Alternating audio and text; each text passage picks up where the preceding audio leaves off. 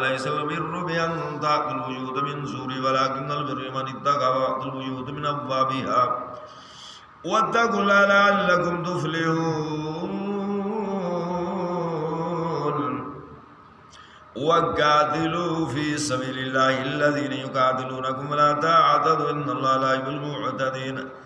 واقتلوا من ثقفتموهم واخرجوهم من حيث أخرجوكم والفتنة أشد من القتل ولا تقاتلوا من المسجد الحرام حتى يقاتلوكم فيه فإن قاتلوكم فاقتلوهم كذلك جزاء الكافرين فإن انتهوا فإن الله غفور رحيم وقاتلوا متى لا تكون فتنة ويكون الدين لله فإن انتهوا فلا عدوان إلا على الظالمين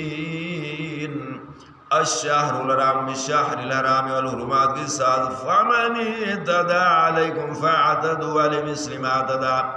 عليكم اتقوا الله واعلموا أن الله مع المتقين وأنفقوا في سبيل